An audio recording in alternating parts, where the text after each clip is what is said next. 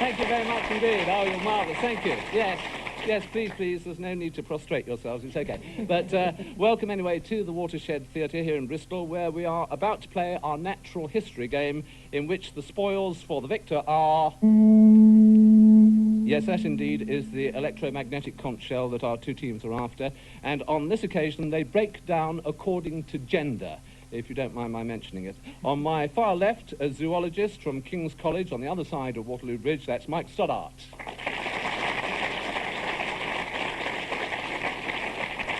And with Mike, somebody who seems to have broadcast over the years from every single part of the world, Johnny Morris.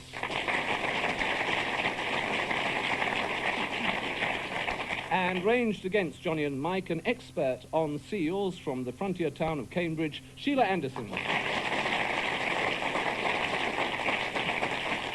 And with Sheila, a fellow mum who stars in her own one-person shows and who has just got a new book of poems out, that is Pam Ayres.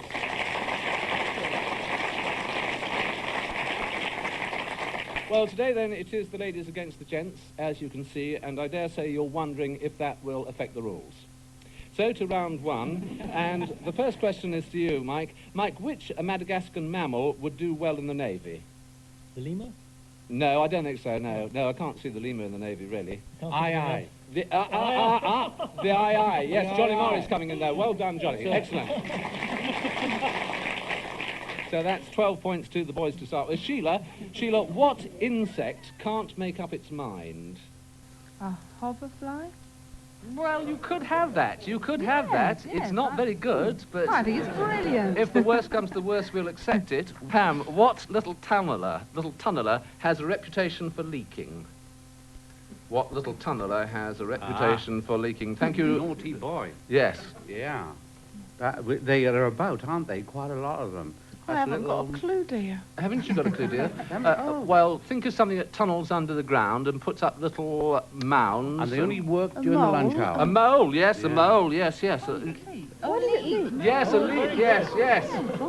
I still hasn't registered. No. Moles, you know. Well, I don't expect a lot is going to, but we will do our best. We'll do our best during the show. Oh, espionage. I'll explain it to you in about 27 minutes' time when it's all over and done with. Yes, a mole is a person who leaks. Thank you. Thank you, Paddy, yes. Johnny, which fruit of a tree hurts your foot? Which fruit of a tree hurts your foot? I say. Which tree of a fruit hurts my foot? Which fruit of an oak tree hurts your foot? That acorn. Acorn. That's right. One for anybody. Anybody wants to have a go? Which mammal is terribly dreary? Which mammal is terribly dreary? Sloth? No, not a sloth. No, that'd be lazy, wouldn't it? Anybody in the audience? A boar. Yes, thank you. A gentleman there in the third row. Young gentleman. Well done. Yes. Right. What bird do you pursue in your leisure time? What bird do you pursue in your leisure time? This is general. Hobby, yes. Anybody can answer these. Or can't answer them. What sea creature has a deep voice? Anybody? A bass. A bass, yes. What plant raises cash to buy a meal? Sell and dine. Sell and dine is right. Right, that's the end of round one, and we're going across now to the basement studio to see how our guest celebrity feels about the job of keeping the score, please, sir. Here you have something which is action the whole time. That's true.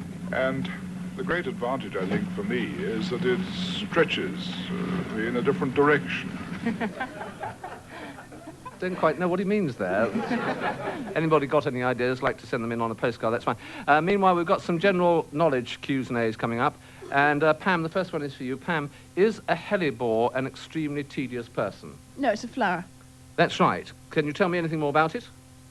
I think it blooms in the winter. That's right. In the snow. Yes. And I had some in my garden. And they were the envy of my mother-in-law. I can't think of anything else to tell you except they are rather nice. Yes. Do you know what family they belong to? A winter hellebore. No, I'm afraid I don't. Well, it's a buttercup family, but I think you've done brilliantly there. Oh, Absolutely they've got a well. nice frill round their neck, haven't they? Yes. Are we talking Very about your much like mother-in-law? myself. or- No, no, no. Right. They're the winter Aren't hellebore. they called the Christmas rose, Pam? I think they are. Christmas yes. rose, yeah. Thank you, But John. you can have a Lenten rose as well, which is the same family. I'll go on helleboring you for a long time. for that. Mike, Yes, Paddy. Mike, if someone told you that islands off the coast of Peru were covered in guanaco, would you be surprised? No, I wouldn't be very surprised. You'd be properly in it, wouldn't you? Probably. No, the other sort of guanaco. No, I wouldn't be surprised because that's where they come from, and they've got 4 legs and a long neck. We're talking about the guanaco, which is a sort of wild llama, Yes. member yes. of the camel family. That's right. Blooms in both the winter and the summer. It's also known as the Christmas rose. You're- Sheila, where would you find Olive Ridley at loggerheads with leatherbacks? Oh, in the sea, Yeah. and they'd all be turtles. Is that all you want to know? Well, I'd like a little bit more about them, if that's all right. I mean, Um, how does the loggerhead get its name? Do you know? Does it, I don't know, actually, so I'll Well, leave it to it's the guessing. shape of its head. I was going to say the shape of its Yeah, head, yeah. yeah. That's very good, Paddy. And You're do you getting know right why these the days. leatherback is called a leatherback? Well, it's got a sort of leathery back. That's right, yes. Johnny, which animal goes in for stink fights? Stink fights. Well, you can have weasels and stoats and all the Mustelidae. Yes. Well, there is one particular animal which is known for its stink fights. It can't be a lemur, can it? It can, yes. It can, yeah. I wonder yeah. how you knew that. Well, I don't know. I've had a lot to do with lemurs, but they never told me because I probably stunk worse than they did. Yes, they have scent glands on their forearms and shoulders, and they come from Madagascar. Right, some more quick ones which are open to anybody. Where would you find a tufted tit tyrant? What? Where would you find a tufted tit tyrant? On a very, very hairy lady, I suppose. Anybody know?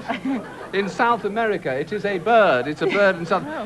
which member of the nightshade family do you find in a salad? That, I think, is quite interesting, actually. Tomato. That is right, yes.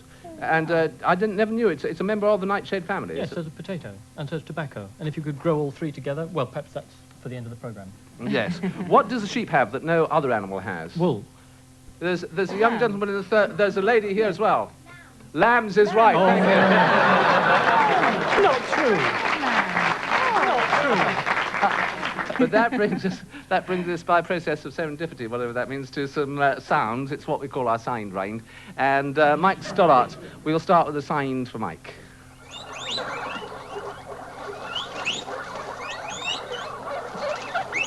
I think that's enough of that. Well, it sounds a bit like a twittering, so it's got to be a bird. Or many birds. Many birds? No? No birds. It's not a bird. No, it's not a bird. No, there's no doubt about it. It's not There's a no bird. doubt. I don't know why you lot don't come up here on the stage, and we'll sit and watch you. Yes. It must be a bat, then.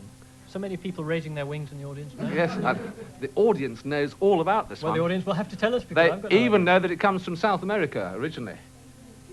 Guinea pigs, yes, guinea pigs. Goodness me, Yes, I never that, ever kept guinea pigs, you With see. older children. that was the sound of a guinea Misspent pig. childhood. Now, Sheila, what is this the sound of?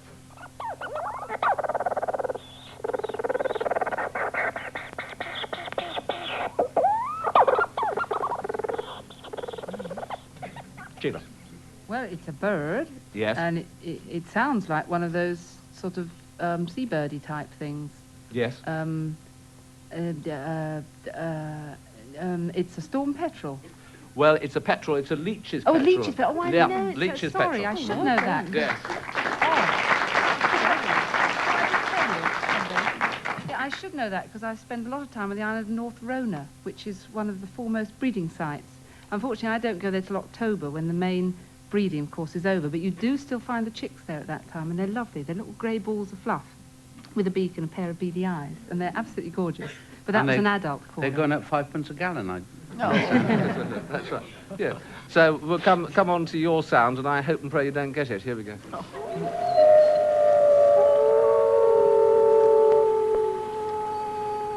That's too much for him. That wasn't enough. Yeah, it was. Go on. No. All right. We are into the world, I would imagine, here, mammals, monkeys? No. No, right. We're in the pinnipeds. Well, you may have. Are we in the pinnipeds? No, we're I not don't- in the pinnipeds. No, I don't think so. No, I we're think not in the pinnipeds. You're okay. Then I don't know. Well, you should do. Should I? Yes, it's a very common animal.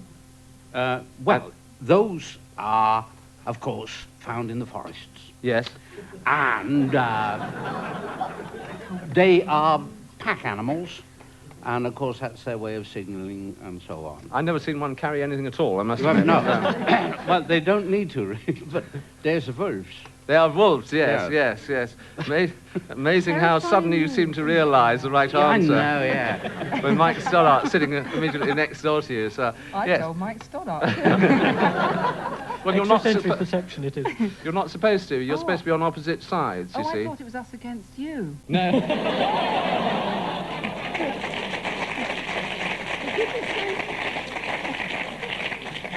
Okay, Pam Ayres, here's a sound for you.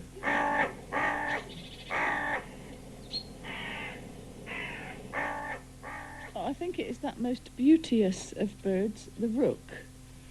Cool, I don't think so. Oh, is it then the most beauteous of birds, the crow? It is.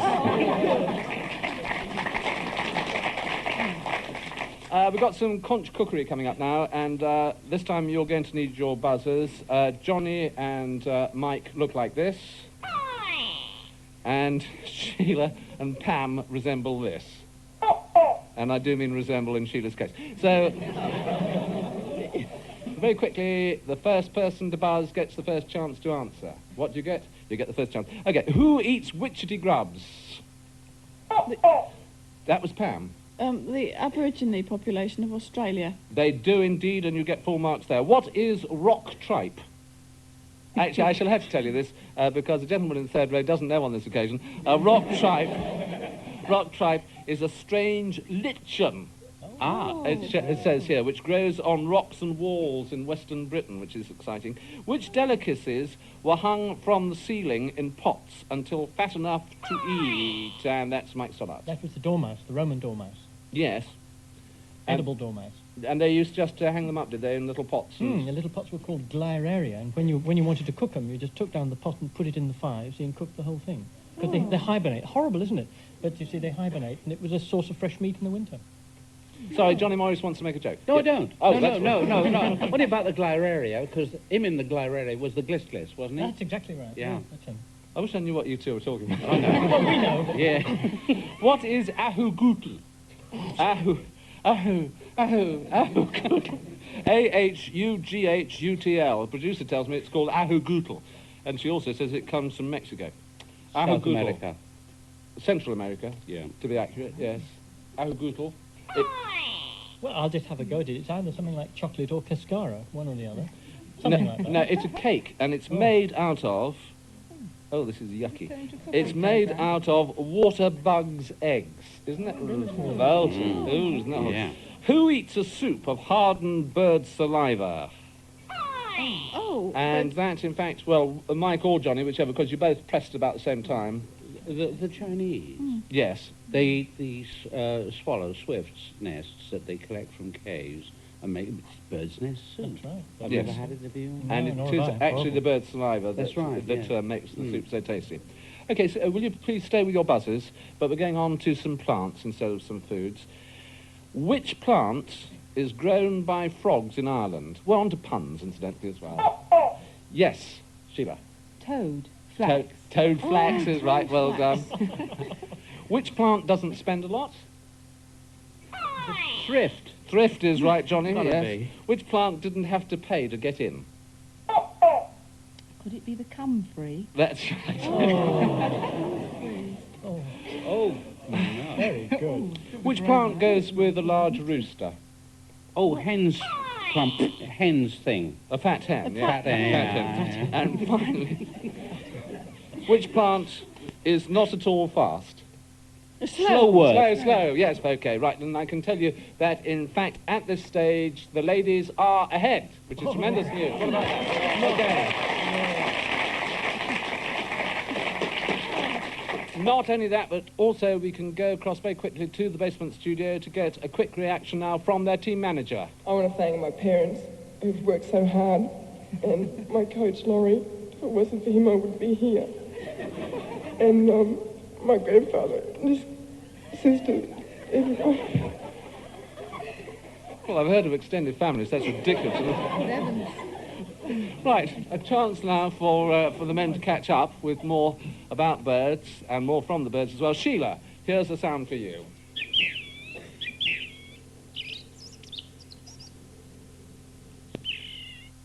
That's enough of that. Because you're just getting to the bit which was told you what bird it was. What is it?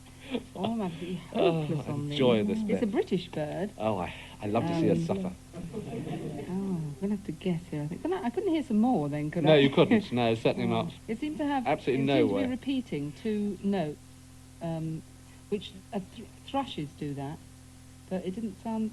Thrush? Yes? Which kind of thrush?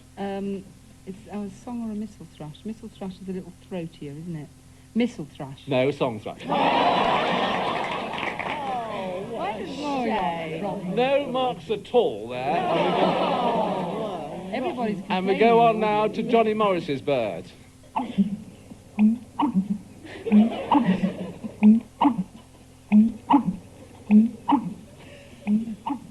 I would get one like that, wouldn't I?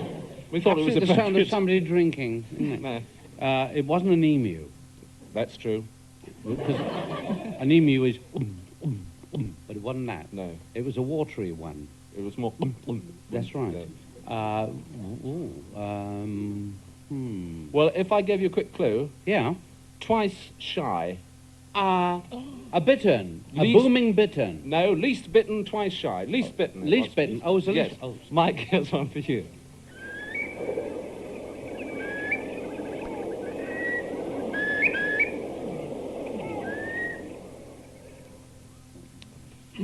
Yeah, well, this is, there are two possibilities in my mind at the moment. One is the curlew, and the other is the northern diver. And I leave it up to you to select which one of the two you wish. I'll go for the northern diver. I'm sorry, but I have been very, very strict on the two girls over here with the one that they had. So we'll have the curlew. So curlew is absolutely Curlew, right. Yeah. And finally in this round, it's you, Pam.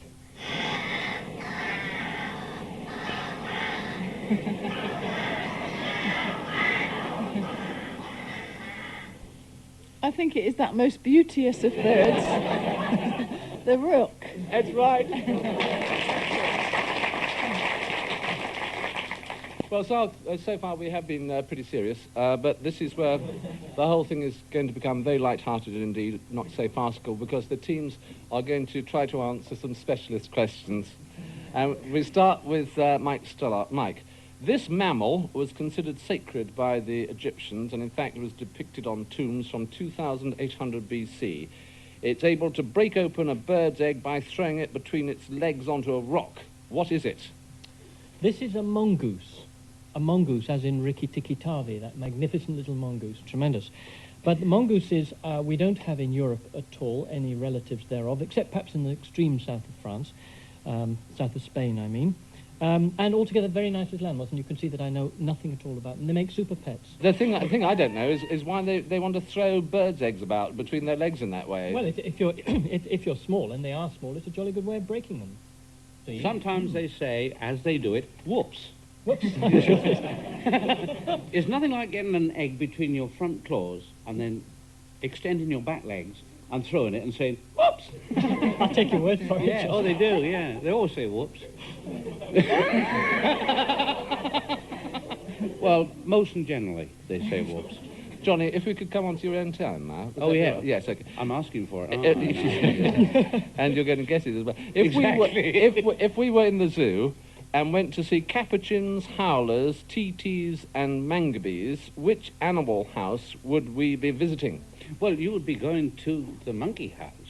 There you see the capuchin monkeys, the mangabees, and so on. That would be the house that I would say. If they told me to go and look after the capuchins, I wouldn't go to the elephant seals. No, No, not really. Wouldn't blame you. Sheila Anderson, there are 500 left in the Mediterranean, less than 1,000 around Hawaii, and the Caribbean population is almost certainly extinct. What are they? You're talking about an animal, it sounds like it belongs to a religious order. You're talking about the monk seal. And indeed, the status of of all three species, well, certainly two of them anyway, if the third is extinct, is very parlous indeed. And particularly the Mediterranean monks here, which it's very difficult to estimate their numbers, in fact. I mean, 500 is an estimate. There may, in fact, be fewer than that. It is a very splendid species because it is the only tropical seal. All the others live around the poles or in fairly cool, temperate waters. There is a theory, of course, that one of the reasons they're becoming extinct, the monk seals, is because there aren't any nun seals. Oh, thank you. Yes, I love all of you as well. Thank you. Pam Ayres, of all the trees that are in the wood, this one bears the crown. What is it? Oh, Oh, yes. holly. Yeah. Holly, my dear. Ollie, Ollie, Ollie. That's it, yes. That was an effort. Thank you. Well, in fact, it does now all depend upon the songs, the Eine kleine Nacht music, which means, of course, I cling to your nightdress. And we want to... That's right. It's by Johann Sebastian Mozart. And we want you, please, to get the conched out bits of these. And the first one is going to be for Mike, but anybody can join in and sing at the same time. Okay, here we go. Now Patrick McGinty, an Irishman of note, fell in for a fortune and he bought himself a sissy sure. Milk I'm going to have me fill, but when he brought the nanny home he found it was a bill. All the young ladies who live in Killaloe, they're all wearing bustles like their mothers used to do. They each wear a bolster beneath their petticoat and leave the rest to Providence and Paddy McGinty's goat. Yeah, you were saying? I was going to say Paddy McGinty's goat. You were Beautifully sung absolutely by right. Paul Dinican. Yes, yes. Lovely. We'll go to the far right and to Sheila. Oh, hot ziggity, ziggity, boom, what you do to me? It's so new to me. What you do to me? Hot ziggity, ziggity, boom, what you do to me? When you're holding me tight. Sheila, it was sung by Perry Como. Oh, You remember? or the man who went like that all the time. Yes, yes, Yeah. you remember him, yes. You Hot noticed diggity, that, dog mine? diggity. He had a yes. polyp. Did he? What's a good reason for going like that all the Well, I time? suppose it would be great if you go like that. Well, obviously you were more intimate with him than I was. That's all. Johnny, here's a very, very difficult one for you.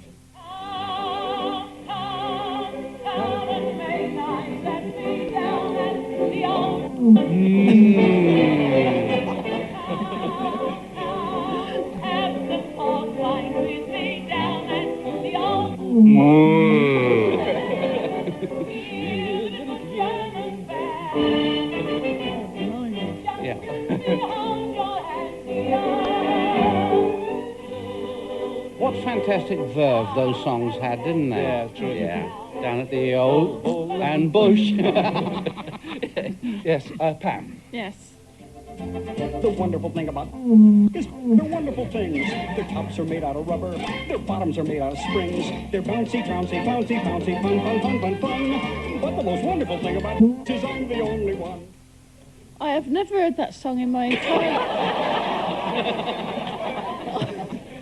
May I not only... And may I say, if I ever hear it again, it'll be too soon. May I not only shake you by the hand, but also kiss you on both cheeks? Well, I said you wouldn't have heard it. Would anybody of the younger generation know anything about that one? Tiggers, Tiggers. Tiggers. Oh, Winnie the Pooh and My Little Boy's not old enough yet. I'm sorry, I failed dismally there. Oh, that's right. Because James is only, what, about 6 months old? Yes. OK, well, we've got one here for absolutely everybody. If you'd like to join in this one, it would be rather nice. Okay.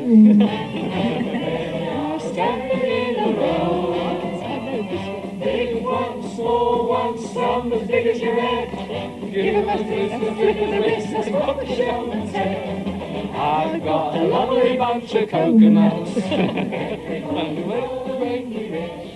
Oh, yes, OK. Well, that's it. Isn't that tremendous? Well, I've just been told, and this is going to strike some of you speechless, and it certainly astounds me, I have been told that the result today is a tie. Yes, yes. So we'll have to put a tie question. I just wondered, anybody got any ideas? Oh, yes, there's a lady here. Yes? Oh, yes, yes, yes. I'll see. Yes. Yeah, but what she's saying is, you are a mad, yes, genetic engineer creating life in a test tube. What new plant or animal species would you invent to fulfill a useful purpose on our planet? And she suggests, as an example, that you could cross a rabbit with a jet engine and make a quick buck. Thank you very much indeed, madam. Okay, let's see how the panel does. Mike, have you got any suggestions there? What I would do would be to cross a footballer with some army ants and then throw in a Highland cow for good luck. Actually, it's of no relevance really to human life or to Scotland, but if there are any military commanders of Banana Republic, hunters listening in, what you would get would be a left-wing military coup.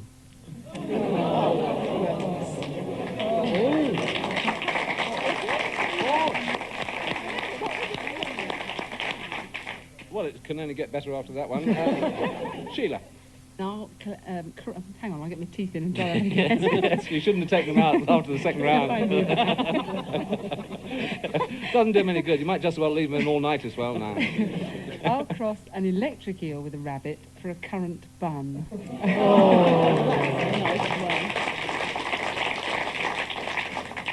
Johnny, your turn. Well, I would like to cross a camel with a hummingbird, a nectar-feeding hummingbird, so that when it did spit, it would spit sweet and not sour.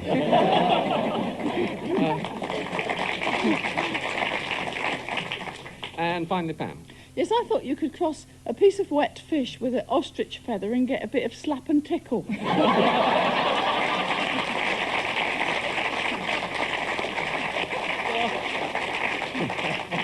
That's brilliant. Okay, it's going to be up to the audience here in the Watershed Theatre to decide between all those. So if you preferred Johnny's and Mike's, would you please do this? And if you preferred Pam's and Sheila's, would you please do this?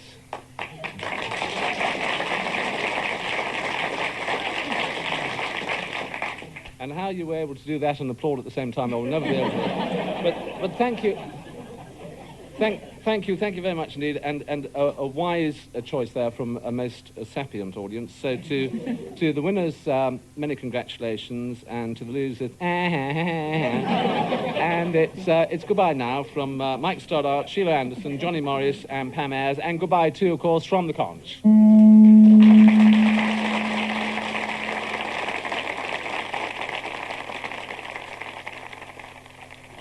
And Give Us a Conch was chaired, if that's the word, by Paddy Feeny and produced in Bristol by Melinda Barker.